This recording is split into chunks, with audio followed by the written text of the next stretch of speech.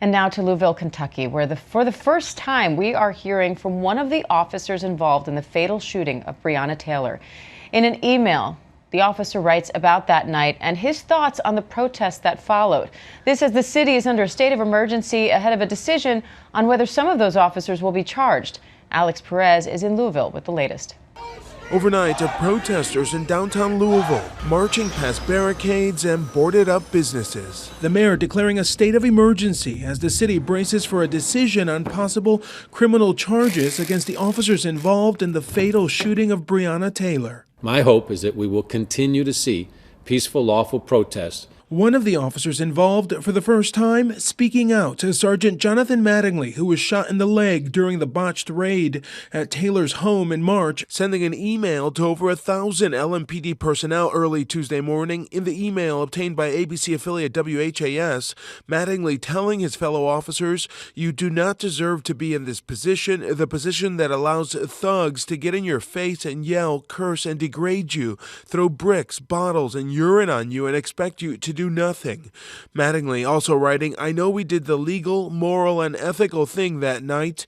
It's sad how the good guys are demonized and criminals are canonized." His attorney defending the email, saying he was expressing his support for his police colleagues. Activist Tamika Mallory, who has led a massive social media campaign for charges against the officers, also on the ground here preparing for a decision. If you don't have a situation where there are charges brought against those cops, then you don't start the process, the real process towards justice for Breonna Taylor. And Alex Perez joins me now from Louisville. Alex, good morning. There are already some protests there we're hearing. What's the tone like?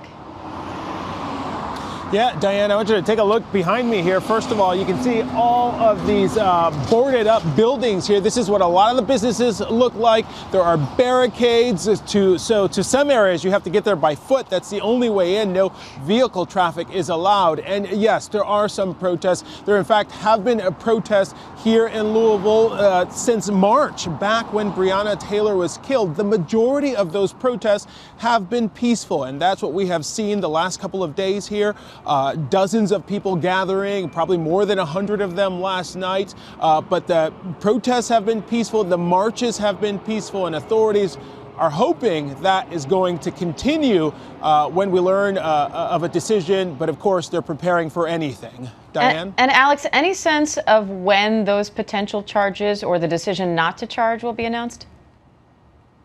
Yeah, that is the big question right now, Diane. And we have talked to Breonna's family. We have talked to city officials, and everyone seems to tell us the exact same thing, that they do not know when exactly that decision is going to come down. The Attorney General is going to announce that decision once a grand jury reaches a decision, but the grand jury is operating on its own timetable. They are entitled to digest evidence, to talk about what they are hearing. So they're going to say they are ready when they are, and we just don't know when that's going to be just yet, Diane. Well, we will continue to wait as patiently as possible. Alex Perez in Louisville for us. Thanks, Alex.